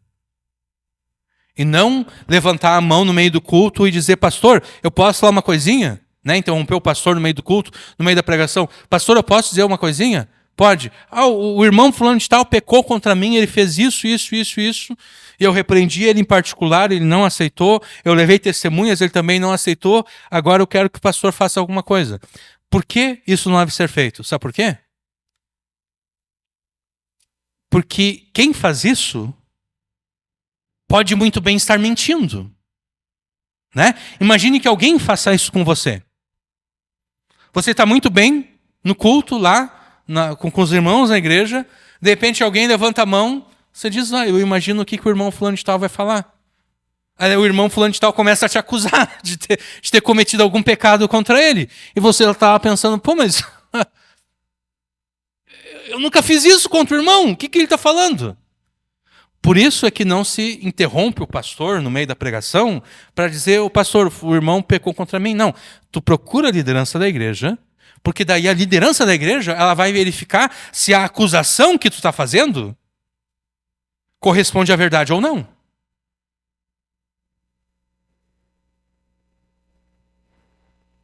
Porque também tem isso, né? A liderança da igreja vai ter que saber, tá bom, o irmão fulano de tal, ele veio aqui, ele disse que aconteceu isso. Agora a gente tem que averiguar se isso de fato aconteceu. Porque do contrário, a gente cai naquilo que nós vemos antes em Deuteronômio 19, né? Testemunho de um contra o outro. Vamos ter que verificar se de fato aquilo que está sendo dito ocorreu. Então é assim que você comunica à liderança da igreja a existência de pessoas que não são de confiança, mediante o processo de disciplina eclesiástica ordenado por Jesus. A liderança da igreja, então, tendo verificado se de fato aquilo ali ocorreu ou não, se aquela acusação é verdadeira ou não, ela vai trabalhar em prol da reconciliação. E a reconciliação, ela somente ocorre mediante o arrependimento.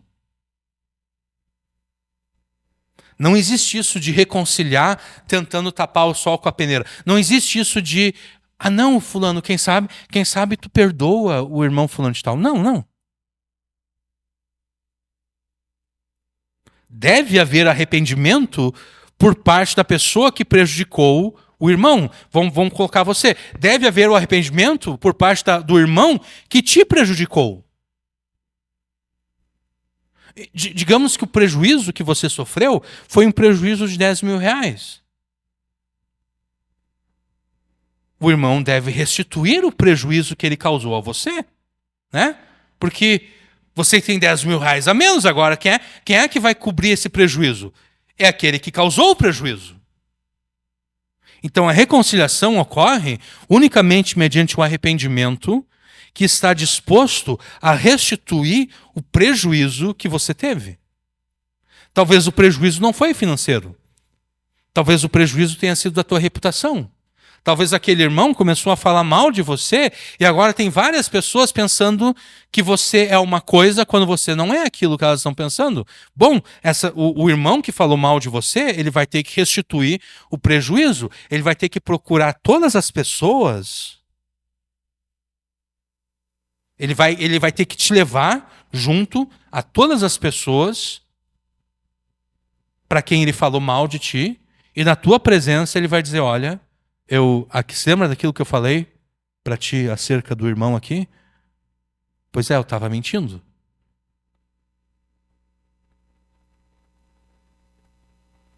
Eu estava mentindo.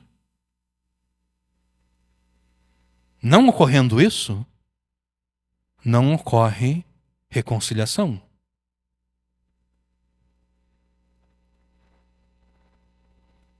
De novo, não existe isso, irmão, quem sabe o irmão perdoa.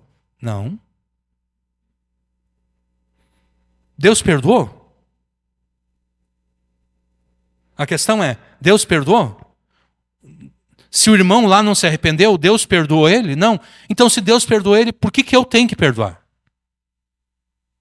Se Deus não perdoou o irmão que te prejudicou, por que tu tem que perdoar ele? Porque Deus só perdoa quando há arrependimento. Né? Deus só perdoa quando aquele que fez o mal volta atrás e desfaz o mal que ele causou. Daí ocorre o perdão. Se Deus não perdoou, por que tu está querendo me obrigar a perdoar aquele a quem Deus não perdoou?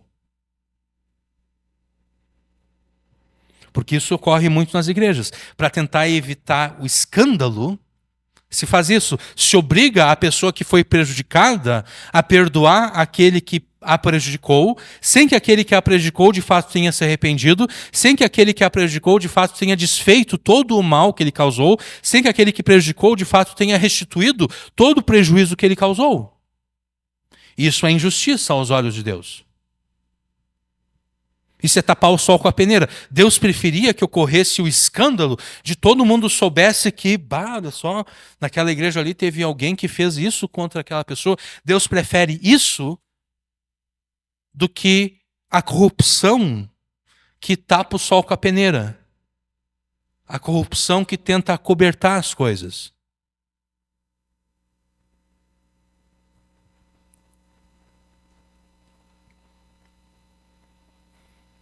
Então, voltando aqui, é assim que você comunica a liderança da igreja a existência de pessoas que não são de confiança mediante o processo de disciplina eclesiástica ordenado por Jesus. A liderança da igreja, então, tendo verificado que aquela acusação de fato é verdadeira, ela vai trabalhar em prol da reconciliação, e a reconciliação passa pelo arrependimento do irmão que pecou contra você e pela restituição de todo o prejuízo que ele te causou. Se não houver arrependimento por parte daquele que pecou, mesmo depois das tentativas feitas pela liderança da igreja, o caso então será trazido a público, para que os demais irmãos saibam que aquela pessoa não é de confiança. E não deve ser mais tratada como um irmão em Cristo, conforme o mandamento de Jesus, né? E se não as escutar, diz-o a igreja, e se também não escutar a igreja, considera-o como gentil e publicano, considera-o como um incrédulo, considera-o como alguém que não pertence à igreja. Como alguém, na terminologia que nós estamos usando aqui nessa pregação, como alguém que não é digno de confiança. Como alguém que não se deve confiar. Talvez você pense que o processo de disciplina eclesiástica é muito trabalhoso, é muito desgastante e desprovido de amor. Talvez você pense isso. E se você pensa isso, você está errado.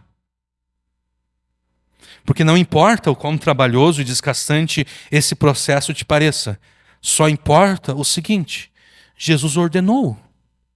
E se Jesus ordenou, deve ser feito aquilo que Jesus ordenou. E sendo que a disciplina eclesiástica foi ordenada por Jesus, é falsa a ideia de que praticar a disciplina eclesiástica seja um ato desprovido de amor. Na verdade, a disciplina eclesiástica ordenada por Jesus está completamente fundamentada no amor. Em primeiro lugar, amor pelo pecador, por aquele que pecou, que será confrontado com o seu pecado e que será excomungado da igreja caso não venha a se arrepender. Excomungar um pecador impenitente, excomungar alguém que um dia se disse crente, mas que pecou e que se recusa terminantemente a se arrepender do seu pecado, excomungar essa pessoa da igreja é um ato de amor para com essa pessoa. Porque enquanto ela não for excomungada, ela estará sob o engano do seu próprio pecado, pensando estar tudo bem com a sua alma. Porque o pecado faz isso. O pecado engana. O pecado faz o pecador pensar que está tudo bem com a sua alma. E a excomunhão demonstra para a pessoa que não está tudo bem com a tua alma. Sabe por que não está tudo bem com a tua alma? Porque nós estamos obedecendo Jesus e Jesus está nos ordenando te expulsar da igreja. Essa é a prova de que não está tudo bem com a tua alma. A excomunhão mostra ao pecador impenitente que tudo está mal com a sua alma e que ele deve se voltar para Jesus com fé e arrependimento renovados. Então, em primeiro lugar, a disciplina eclesiástica demonstra amor por aquele que pecou. Em segundo lugar, a disciplina eclesiástica demonstra amor pelo irmão que foi prejudicado por aquele que pecou contra ele. Porque a disciplina eclesiástica visa reconciliar o pecador com aquele que foi prejudicado pelo seu pecado. E conforme nós afirmamos antes, essa reconciliação envolve o arrependimento e a restituição do prejuízo que aquele que foi vitimado teve. E isso é amor pela vítima, né? Tu está querendo restituir para ela o prejuízo que ela teve. Isso é amar a pessoa que foi prejudicada pelo pecado de outro. Falta de amor é dizer o seguinte: não. Tu foi prejudicado, né? Não importa que tu foi prejudicado.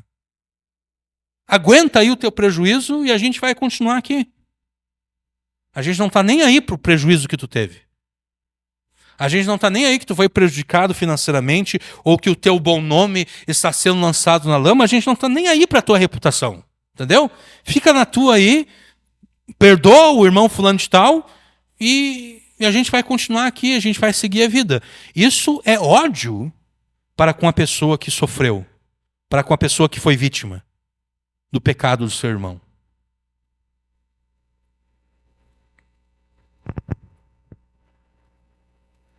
Em terceiro lugar, a disciplina eclesiástica demonstra amor pelos demais irmãos da igreja, visto que eles serão ordenados a não confiar naquele que pecou e recusou-se a se arrepender. Porque imagina só, alguém pecou contra você. O irmão da igreja pecou contra você. E você não faz nada. Você não fazendo nada, o que impede aquele irmão de pecar contra outro irmão? E daí esse outro irmão também não faz nada. O que impede o pecador de pecar contra um terceiro irmão da igreja? E esse terceiro irmão da igreja também não faz nada.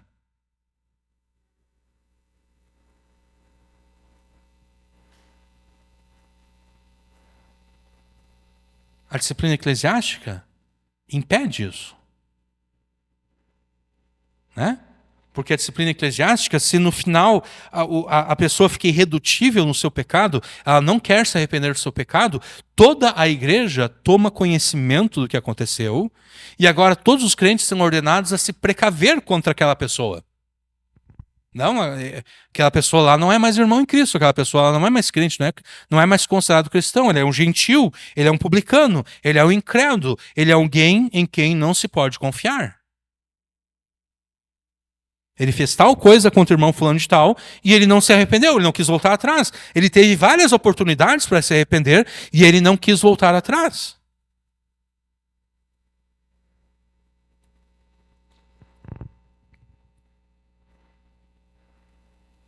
Então, sendo que deve existir na igreja local um canal pelo qual as informações relevantes necessárias são compartilhadas, o qual, além de servir para pedir ajuda e conselho quando você está enfrentando algum problema, conforme nós argumentamos na pregação passada, deve também ser usado para recomendar os irmãos em quem se pode confiar e para alertar contra aquelas pessoas que não são dignas de confiança.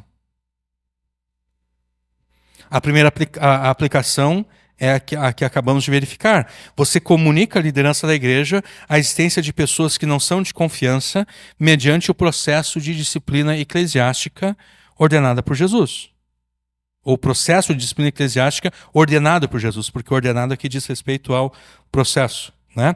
Você saberá que o irmão não é de confiança quando ele pecar contra você e você obedecer a Jesus, confrontando ele no seu pecado a primeira vez em particular, depois com testemunhas. Se ele não aceitar a repreensão em particular e com testemunhas, você procura a liderança da igreja para informar o ocorrido.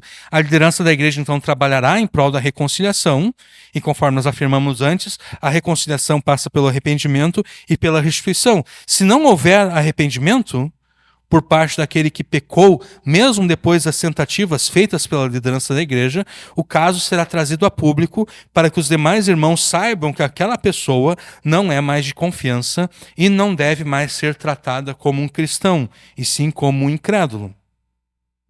Essa é a primeira aplicação. A segunda aplicação, para nós entendermos a segunda aplicação, é necessário nós considerarmos que um irmão pecou contra você e por alguma razão isso se tornou de conhecimento público. Não porque você saiu espalhando o que aconteceu, porque se você sair espalhando o que aconteceu, você está invertendo o processo ordenado por Jesus. Né? Porque no processo ordenado por Jesus, a primeira instância é uma repreensão particular. A segunda instância é repreensão com testemunhas. Na terceira instância, você comunica a liderança da igreja. Então, alguém pecou contra você e pessoas da igreja tomaram conhecimento que o irmão da igreja, que um outro irmão da igreja pecou contra você. Em obediência a Jesus, você deu início ao processo de disciplina eclesiástica, segundo o que Jesus determinou aqui em Mateus 18.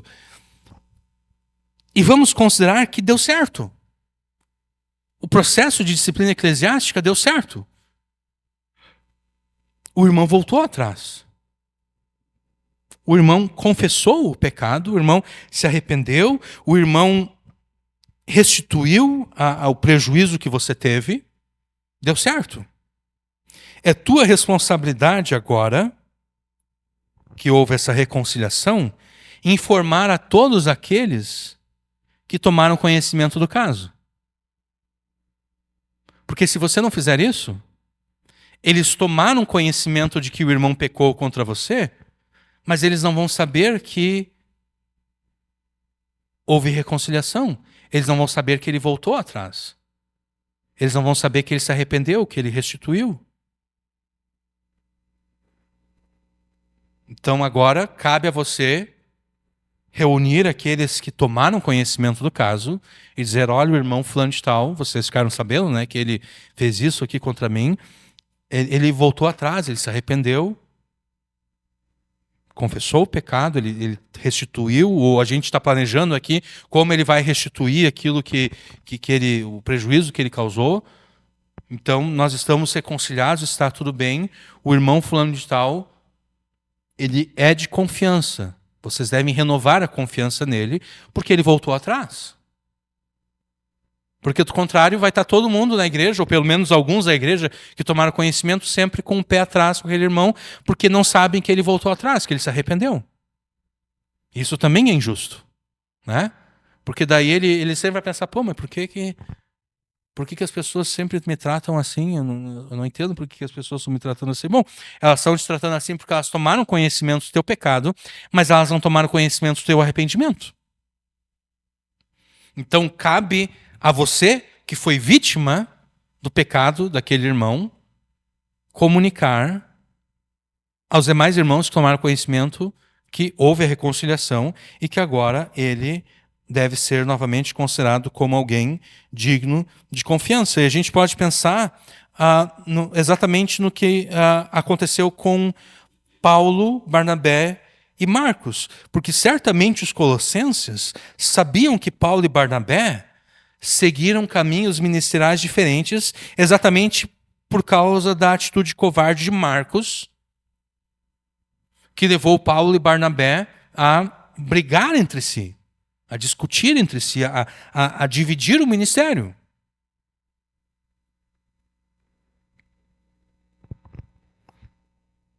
Ao escrever aos Colossenses, no entanto, Paulo dá a conhecer que aquela discórdia, tanto com Barnabé quanto com João Marcos, tinha sido sanada e resolvida.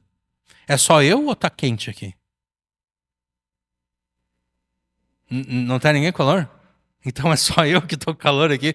Tá, vai ficar 5 minutos de cigarro só, tá? Ah, acho que é porque eu estou animado aqui pregando para vocês que eu estou com calor. Mas tudo bem. Quando Paulo escreve para os Colossenses, e quando Paulo recomenda Marcos para os Colossenses, Paulo está deixando claro que qualquer problema que ele teve com Marcos no passado, esse problema foi resolvido. Se antes Marcos era alguém em quem Paulo não podia confiar, agora Paulo tanto confia em Marcos que ele está recomendando ele aos Colossenses.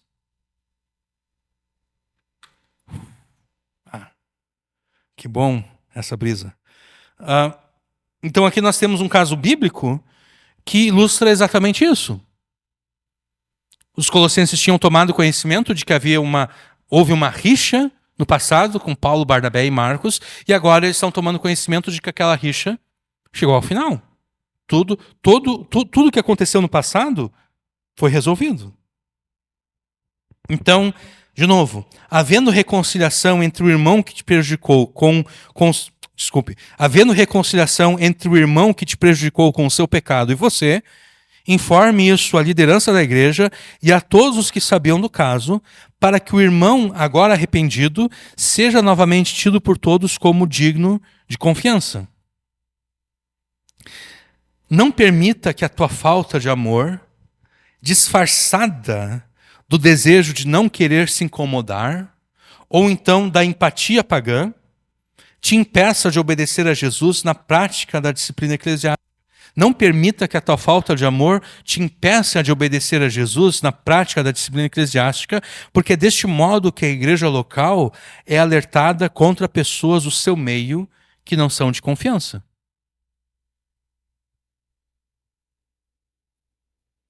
Conforme nos argumentamos há pouco, a prática da disciplina eclesiástica está fundamentada no amor, de modo que se recusar a praticá-la constitui falta de amor. Recusar-se a praticar a disciplina eclesiástica ordenada por Jesus constitui falta de amor, precisamente porque a disciplina eclesiástica está fundamentada no amor. E essa falta de amor, ela por vezes toma 2 disfarces. O primeiro disfarce é o desejo de não querer se incomodar. Eu não quero me incomodar.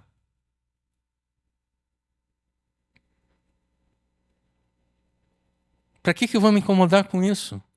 Eu já me incomodo em casa com a minha família, eu já me incomodo no trabalho, eu já me incomodo com os meus vizinhos, eu já me incomodo com a minha mulher, eu já me incomodo com o meu marido, eu já me incomodo com os meus filhos, ainda vou me incomodar na igreja? Não, eu quero ter paz na igreja.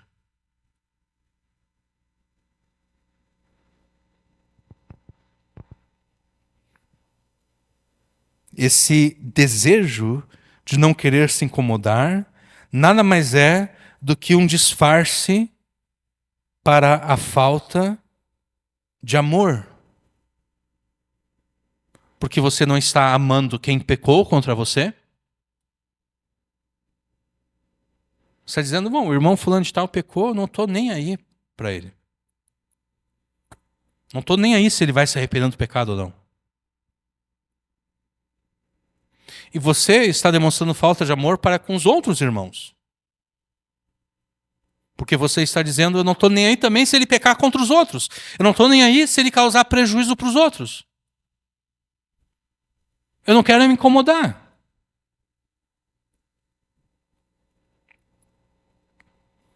Na verdade, o desejo de não querer se incomodar é uma confissão de culpa mal disfarçada. Uma vez que, ao afirmar não querer se incomodar com a prática da disciplina eclesiástica, o indivíduo confessa preferir o seu próprio bem-estar, mesmo que isso custe o sofrimento dos seus irmãos em Cristo e da sua igreja local. Mesmo que isso cause a destruição da sua igreja local. Ele está colocando o seu próprio bem-estar antes do bem-estar dos seus irmãos, antes do bem-estar da própria igreja. Então, na verdade, é uma confissão de culpa mal disfarçada. A pessoa está dizendo, eu amo mais a mim do que aos meus irmãos. Eu amo mais a mim do que a igreja. Então, voltando aqui. Não permita que a tua falta de amor, disfarçada do desejo de não querer se incomodar, te impeça de obedecer a Jesus na prática da disciplina eclesiástica. A falta de amor também se disfarça de empatia pagã. E se você se recorda, nós tratamos da empatia pagã na pregação que fizemos em 3 de abril de 2026. No início desse mês agora. E se você quiser entender como a empatia, o que nós queremos dizer com empatia pagã e como ela serve de disfarce para a falta de amor, você deve ouvir essa pregação intitulada Arrependa-se da empatia e das misericórdias dos cruéis, que em tudo se opõem a Cristo e ao Evangelho. Então, a partir dessa leitura que nós fizemos de Colossenses 4, versículos 10 e 11 e também o versículo 14, nós concluímos ser necessário existir na igreja local um canal pelo qual as informações relevantes e necessárias são compartilhadas. Na pregação passada, nós tratamos este canal com respeito à ajuda e conselho que os membros de uma igreja local devem requisitar daqueles que Deus treinou e capacitou para resolver os problemas dos seus irmãos. E nós concluímos com o seguinte: se você está passando por qualquer tipo de dificuldade, você deve procurar a liderança da igreja para receber ajuda, conselho e oração. E a proposição principal da mensagem passada foi a seguinte: não permita que o teu orgulho, disfarçado de vergonha ou de medo de ser julgado, destrua o corpo de Cristo e te prive da ajuda e do conselho que Deus deseja te conceder mediante os seus ministros. Na pregação de hoje, nós continuamos a tratar desse canal que deve existir na igreja local, canal pelo qual as informações relevantes necessárias são compartilhadas para que todos os problemas possam ser resolvidos, com a diferença que agora os problemas a serem resolvidos dizem respeito àquelas pessoas que, estando dentro da igreja, não são de confiança.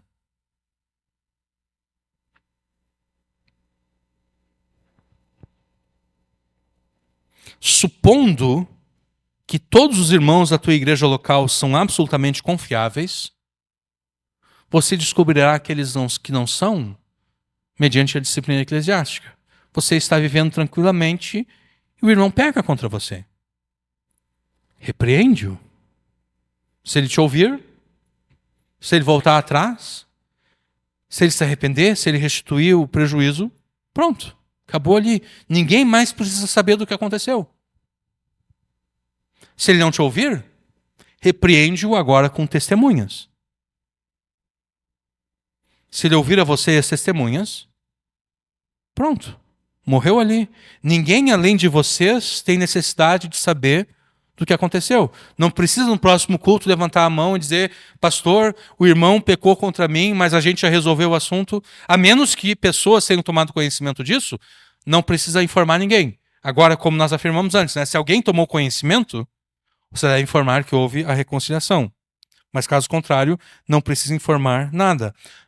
Não ouviu a você as testemunhas? Comunique à liderança da igreja. Ó, pastor, eu não queria estar fazendo isso aqui que eu estou fazendo. Mas foi o que Jesus ordenou, né? O irmão fulano de tal fez isso, eu procurei ele, conversei com ele não quer voltar atrás, eu levei testemunhas, você deve citar quais são as testemunhas. Ele também não quis nos ouvir, e agora eu estou trazendo então um caso ao conhecimento do Senhor, para que a gente dê prosseguimento a esse processo de disciplina eclesiástica. Tendo o caso sido averiguado, sendo verdadeiro, a liderança da igreja vai tentar proceder com a reconciliação, né? De novo, a reconciliação que envolve arrependimento e restituição.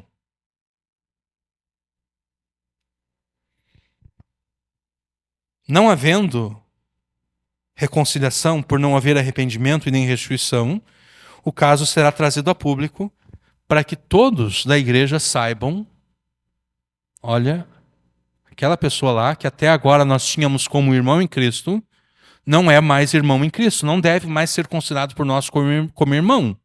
É um gentio, é um publicano, é alguém que não é de confiança. Não confiem mais nele. Se vocês tiverem algum contato com ele, sabe o que vocês devem falar para ele? Vocês devem pregar o evangelho para ele. Porque ele é o gentio, ele é um publicano, ele é um incrédulo, ele precisa se arrepender dos seus pecados e crer no evangelho. É isso que vocês devem fazer se tiverem contato com ele. Preguem a ele o evangelho. Havendo a reconciliação entre o irmão que te prejudicou com o seu pecado e você, informe isso à liderança da igreja e a todos os que sabiam do caso, para que o irmão pecador, agora arrependido, seja novamente tido por todos como digno de confiança. Não permita que a tua falta de amor, disfarçada do desejo de não querer se incomodar, ou então disfarçada de empatia pagã, te impeça de obedecer a Jesus na prática da disciplina eclesiástica, exatamente porque é pela disciplina eclesiástica que a igreja local é alertada contra os falsos irmãos, contra aquelas pessoas do seu meio que não são de confiança. Porque se você não alertar,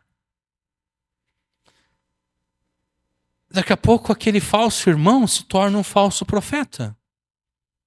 Conforme foi afirmado na pregação de domingo, né? Porque ele está cometendo pecado à torto e à direito na igreja contra vários irmãos, mas ninguém está procedendo com a disciplina eclesiástica. Ninguém está sendo informado que ele não é de confiança. E a liderança da igreja nunca é comunicada que aquele irmão não é de confiança. E a liderança da igreja percebe que aquele irmão ele tem certo conhecimento bíblico, daqui a pouco a liderança da igreja convida aquele irmão para se tornar um ministro também. E daí você, pela tua falta de amor, contribuiu para que um falso irmão se tornasse um falso profeta, se tornasse um falso mestre. Né? Porque você deve estar pensando: bom, mas a liderança da igreja deveria saber que o irmão fulano de tal não é de confiança. Como a liderança da igreja vai saber que o irmão fulano de tal não é de confiança se você não informa a liderança da igreja que o irmão de tal não é de confiança? Da mesma forma como nós afirmamos na semana passada. Como a liderança da igreja vai te ajudar com os seus problemas se você não comunica que tem problemas a serem resolvidos? Como o médico vai te curar se você não procura um médico?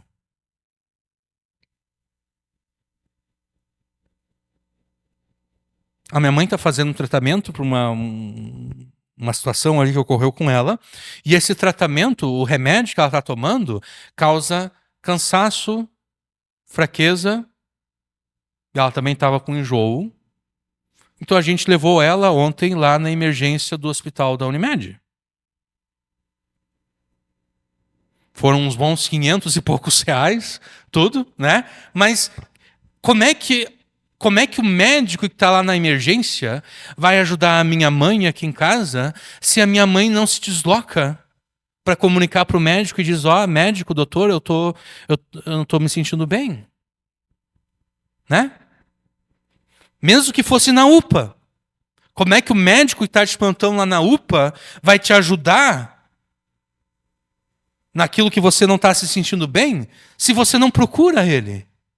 Se você não está disposto a esperar horas e horas e horas lá na UPA para ser atendido, como ele vai saber que você está doente se você não faz isso? Da mesma forma, como a liderança da igreja vai te ajudar nos seus problemas se você não informa que tem problemas a serem resolvidos? Como a liderança da igreja vai saber que existem pessoas dentro da igreja que não são de confiança se você não informa que essas pessoas pecaram contra você? Porque certamente aquele que vai pecar contra você, ele vai ser esperto o suficiente para não pecar contra o pastor. Entendeu? Ele é esperto o suficiente para não pecar contra o pastor. Então o pastor nunca vai tomar conhecimento que, o irmão, que aquela pessoa não é de confiança, porque aquela pessoa é esperta o suficiente para não pecar contra o pastor. Mas ele vai pecar contra você. E se você não informar isso, a liderança da igreja não pode fazer nada.